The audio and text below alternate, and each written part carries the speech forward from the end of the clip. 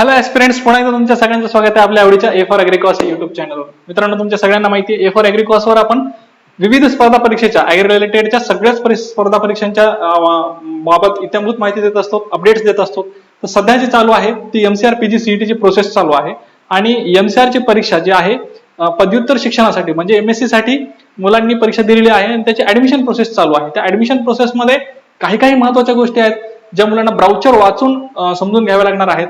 हे जे ब्राउचर आहे 56 पानांचं ब्राउचर आहे. ही माहिती पुस्तिका सगळ्यांनीच वाचली असेल आणि व्यवस्थित वाचली असेल याची काही गॅरंटी नाही. त्यामुळे पूर्ण माहिती पुस्तिकेतलं महत्वाचं काय आहे यावर आपण एक व्हिडिओ केलेला आहे 2-3 दिवसापूर्वी. त्यानंतर प्रिफरन्स टाकताना प्रिफरन्स कसे टाकायला पाहिजेत, ते टाकत असताना तुमची मेंटॅलिटी कशी असायला पाहिजे यावरही एक सेपरेट व्हिडिओ केलेला आहे.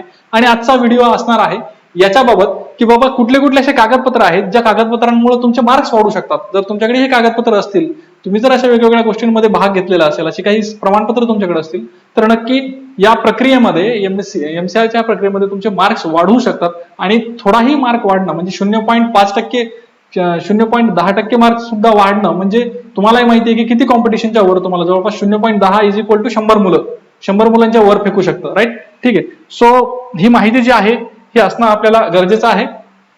त्यामुळं हा सेपरेट व्हिडिओ आहे, छोटा असणार आहे, फार तर एक 15 ते 20 मिनिटाचा हा व्हिडिओ असणार आहे. सगळ्यांनी नक्की बघा. ज्या मुलांच्या कामाचा तुम्हाला वाटतो त्या मुलांमध्ये शेअर करण्याचा प्रयत्न करा. चलो ठीक आहे. बघा, एमसीआर पीजी सीईटी 2024 कुठली कागदपत्रे असतील तर मार्क वाढतील. बघा, कुठली कागदपत्रे अशा आहेत ज्याच्यामुळे मार्क्स वाढतात. ठीक आहे. बऱ्याच वेळा आपल्याकडे असतात ही कागदपत्र, पण याचे किती मार्क वाढणार हे आपल्याला माहित नसतं. सगळ्यात सुरुवातीला यांनी दिलेलं आहे की राष्ट्रीय छात्रसेना म्हणजे काय, नॅशनल कॅडेट कॉर्प्स. ठीक आहे. एनसीसीचं तुमच्याकडे बी सर्टिफिकेट असेल किंवा सी सर्टिफिकेट असेल. ठीक आहे. बी किंवा सी कुठलंही सर्टिफिकेट असेल किंवा राष्ट्रीय सेवा योजना म्हणजे नॅशनल सर्व्हिस स्कीम एनएसएसचं 240 तास काम केल्याचं किंवा एखाद्या शिबिराचं जर सर्टिफिकेट तुमच्याकडे असेल. ठीक आहे. एनसीसीचं बी किंवा सी आणि एनएसएसचं 240 आवर्सचं किंवा एखाद्या शिबिराचं जर सर्टिफिकेट तुमच्याकडे असेल म्हणजे एनसीसी आणि एनएसएस या दोन्ही सर्टिफिकेटला तुम्हाला एक एक्स्ट्रा मार्क मिळतील. ते एक्स्ट्रा मार्क म्हणजे 0.12 असतील. ठीक आहे. 0.12. बरं, आपली जी स्केल आहे ती 10 पॉइंटर आहे. ठीक आहे. 10 पॉइंटर आपण 10च्या बेसिसवर सीजीपीए कॅल्क्युलेट करतो ना, 5च्या बेसिसवर करत नाही. ठीक, काही युनिव्हर्सिटीमध्ये 4च्या बेसिसवर करतात. ठीक आहे. सो हे जे आहे हे आपल्यासाठी कामाचं नाहीये. ठीक आहे. हे कामाचे 10 पॉइंटर स्केलवर तुमचे 0.12 मार्क्स वाढतील. 0.12 marks. Okay. So it is considerable amount. तुम्हाला कमीत कमी 10-20 स्टुडंटला मागे टाकण्यासाठी हे प्रमाणपत्र जे आहे ते महत्वाचं आहे. आयदर एनसीसीचं किंवा एनएसएसचं कुठलंही प्रमाणपत्र असेल तर 12 मार्क जे आहेत ते तुमचे वाढून येतील. प्लस याच्यामध्ये काही स्पोर्ट्स असे आहेत, काही मुलं जे आहेत ते स्पोर्ट्स प्लेअर असतात, स्पोर्ट्समन असतात आणि मग त्याच्यामध्ये त्यांचं काही बऱ्याच वेळा त्यांचे अचिव्हमेंट चांगले असतात. मग त्यांच्यासाठी सुद्धा एक उत्तेजनार्थ म्हणून त्यांनी हा एक टेबल दिलेला आहे. बघा, या टेबलमध्ये त्यांनी आंतरराष्ट्रीय क्रीडा स्पर्धा असतील, राष्ट्रीय असतील, राज्यस्तरीय असतील किंवा मान्य कुलपती यांच्या प्रेरणेने सुरू झालेले, मग ते झोनल असेल किंवा आपलं दुसऱ्या कुठल्या स्पर्धा असतील तर ह्या माझ्या मते हे इंद्रधनुष्य वगैरे पण असतील कदाचित त्याच्यामध्ये. ठीक आहे. सो या स्पर्धांमध्ये सुद्धा जर तुम्ही भाग घेतलेला असेल तर याच्यासाठी सुद्धा तुम्हाला मार्क वाढू शकतात. बघा, आधी आपण बघूया इंटरनॅशनल एखादी गेम तुम्ही जर खेळत असाल, त्या इंटरनॅशनल गेम मध्ये जर तुमचा पहिला नंबर आलेला असेल कधी पदवीपूर्व शैक्षणिक कालावधीमध्ये. पदवीपूर्व शैक्षणिक कालावधी म्हणजे तुमच्या पदवी होण्याच्या आधीपर्यंतच्या कालावधीमध्ये. समजा तुमची पदवी झाली एप्रिल-मे मध्ये. ठीक आहे. तुम्हाला सर्टिफिकेट भेटलं जून मध्ये तर ते नाही चालणार. ठीक आहे. पदवीच्या आधीच्या कालावधीमध्ये, पदवी पूर्व कालावधीमध्ये. ठीक आहे. मेच्या आधी. ठीक आहे. सो पूर्ण डिग्रीमध्ये समजा तुम्ही एखादी इंटरनॅशनल स्पोर्ट्स ऍक्टिव्हिटी जर तुम्ही अटेंड केलेली असेल, त्याच्यामध्ये तुमचा फर्स्ट रँक आलेला असेल तर तुम्हाला 0.25 मार्क्स मिळणार आहेत. जर तुमचा सेकंड रँक आलेला असेल तर तुम्हाला 0.20 मार्क्स मिळणार आहेत. जर तुमचा थर्ड रँक आला असेल तर तुम्हाला 0.15 मार्क्स मिळणार आहेत. पण तुमचा कुठलाही रँक नाही आला, बट तुम्ही फक्त पार्टिसिपेट केलं असं तुमच्याकडे जर प्रमाणपत्र असेल पार्टिसिपेटेडचं तर त्याला 0.10 मार्क्स तुम्हाला मिळतील. ठीक आहे. फक्त पार्टिसिपेट जरी केलं असेल तरी 0.10 मार्क्स तुम्हाला मिळतील. ओके. सॉरी, सध्या व्हायरल झालेलं आहे सगळीकडेच. ठीक आहे. आता हे झालं इंटरनॅशनलचं. आता नॅशनल आणि स्टेट लेवलचं बघू. नॅशनल आणि स्टेट लेवलवर बऱ्याच वेळा युनिव्हर्सिटीज अरेंज करतात किंवा आपले काही मान्यताप्राप्त संघटना असतात, जसं की एखादी स्पोर्ट्स संघटना असते, एखादी राज्याची संघटना असते, एखादी ICR ही एक आपली संघटना असते. ICR सुद्धा बऱ्याच वेळा स्पोर्ट्स कंडक्ट करते. सो अशा मान्यताप्राप्त संघटनांचे जर काही असतील नॅशनल स्पोर्ट्स ऍक्टिव्हिटीज किंवा स्टेट लेवलच्या स्पोर्ट्स ऍक्टिव्हिटीज, तर याच्यामध्ये सुद्धा तुमचा पहिला नंबर जर आला असेल, ठीक आहे, प्रथम रँक असेल तर 0.20 राष्ट्रीयला बरं का, नॅशनलला 0.20, नॅशनलला सेकंड आला असेल तर 0.15, नॅशनलला थर्ड आला असेल तर 0.10 आणि नॅशनलला फक्त पार्टिसिपेट असेल तर 0.05 मार्क्स तुम्हाला ऍज अ एनकरेजमेंट म्हणून ते देणार आहेत. जस्ट एक उत्तेजनार्थ देणार आहेत. ठीक आहे, सहभाग जरी असेल तर 0.05 मार्क तुम्हाला मिळणार आहेत नॅशनलला. ठीक आहे, स्टेट लेवलला जर तुमचा फर्स्ट आला असेल तर 0.10 मार्क तुम्हाला मिळतील. जर तुमचा सेकंड आला असेल तर 0.5 मार्क्स तुम्हाला मिळतील, 0.05 बरं का. आणि 0.03 मार्क्स तुम्हाला जर थर्ड तुमचा जर रँक आला असेल स्टेट लेवलमध्ये कुठल्याही स्पोर्ट ऍक्टिव्हिटीमध्ये तर तुम्हाला 0.03 मार्क्स मिळतील. आणि जस्ट तुम्ही स्टेट ऍक्टिव्हिटीमध्ये फक्त पार्टिसिपेट जरी केलं असेल तरी 0.02 मार्क्स तुम्हाला मिळणार आहेत. ओके, ठीक आहे. यानंतर मान्य कुलपती यांच्या प्रेरणेने कुठलेही क्रीडा महोत्सव जर झालेले असतील, कुठलेही क्रीडा महोत्सव झालेले असतील, ते कधी कधी होतात कधी कधी होत नाहीत, त्यांच्या प्रेरणेने जर झालेले असतील त्यात तुम्ही पार्टिसिपेट केलेलं असेल तर 0.10 मार्क्स तुम्हाला प्रथम जर तुम्ही आला असाल तर मिळतील. जर द्वितीय आला असेल तर 0.05 मार्क, 0.03 मार्क थर्ड आणि जस्ट फॉर पार्टिसिपेशन 0.02 मार्क्स असे मिळणार आहेत.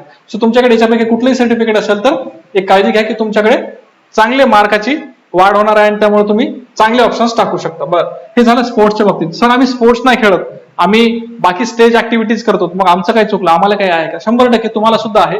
जर तुम्ही वादविवाद करत असाल, वादविवाद स्पर्धेत भाग घेतला असेल, निबंध असेल, वक्तृत्व असेल, याच्या जर राज्य, राष्ट्रीय आणि आंतरराष्ट्रीय स्तरीय स्पर्धेमध्ये जर तुम्ही भाग घेतला असेल तर त्यात तुम्हाला भाग घेतलेल्या सगळ्याच मुलांना 0.12% हे मिळून जातील. ठीक आहे, 0.12% हे मिळून जातील.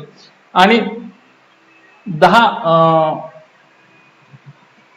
पॉईंट स्पर्धामध्ये भाग घेतला असल्यामुळे त्याच्या प्रमाणपत्राचे मिळतील. ठीक आहे, पॉईंट पद्धतीमध्ये कमाल. आता हे जे आहेत, समजा तुमच्याकडे 2-3 आहेत, समजा तुमच्याकडे हे वादविवादचं पण एक सर्टिफिकेट आहे आणि इकडे स्पोर्ट मधलं पण एक सर्टिफिकेट आहे, तर दोन्हीचे मिळून मॅक्झिमम जो आहे कमाल अधिभार, मॅक्झिमम तुमचे 0.25 वाढू शकतात. 0.25 पेक्षा कोणाचेच वाढणार नाहीत. तुमचे 2 स्पोर्ट्स असतील, एक स्पोर्ट आणि एक स्टेज ऍक्टिव्हिटी असेल, 2 स्टेज ऍक्टिव्हिटी असेल, काही असेल तर सगळी मिळून तुमचे 0.25 वाढतात. 0.25 पेक्षा जास्त वाढणार नाहीत. ओके, ही एक गोष्ट लक्षात ठेवा. समजा तुमच्याकडे NCC आहे, याचे 0.12 वाढले आणि इकडे समजा तुमचे 0.20 वाढले. ठीक आहे, तर किती होत आहे? 0.32 नाही वाढणार, तुमचे 0.25च वाढणार, मॅक्झिमम 0.25 वाढणार. तुमच्याकडे NSS आहे आणि इकडे कुठलं तरी समजा राज्यस्तरीयचं आहे फर्स्ट रँक, तर मग 0.10, मग इथं 22, तर 22 तुमचे वाढतील. ठीक आहे, म्हणजे 25च्या पलीकडे जर तुमचं कॅल्क्युलेशन गेलं तर फक्त 25च वाढतील.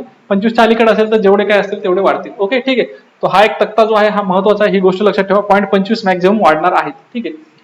आता बघा, या व्यतिरिक्त आता हे स्पोर्ट्स झाले, स्टेज ऍक्टिव्हिटी झाले किंवा एक्स्ट्रा करिक्युलर ऍक्टिव्हिटी झाले, या पलीकडे काही जणांकडे प्रकल्पग्रस्ताचा इश्यू असतो.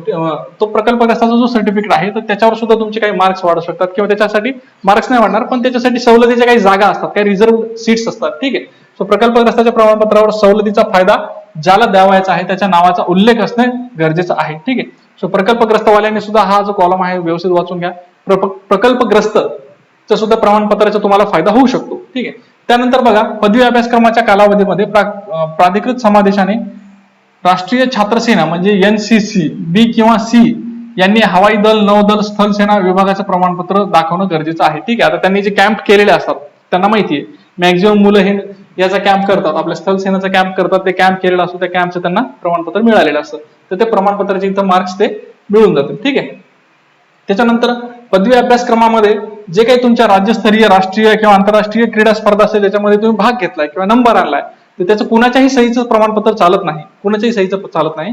त्यासाठी एक सक्षम प्राधिकाऱ्याचं प्रमाणपत्र लागतं. ठीक आहे, सक्षम प्राधिकाऱ्याचं प्रमाणपत्र लागतं, एखाद्या सिनियर ऑफिसरचं प्रमाणपत्र लागतं, एखाद्या संघटनेने किंवा खासगी संस्थेने जर दिलेलं प्रमाणपत्र तुम्ही दाखवत असाल तर ते एखाद्या त्या विद्यापीठाच्या विद्यार्थी कल्याण अधिकाऱ्याने प्रमाणित केलेलं असावं. समजा मी एखाद्या प्रायव्हेट गेम ऍक्टिव्हिटी अरेंज केली होती कोणीतरी आणि मग मी तिथे गेलो, तिथे जिंकलो.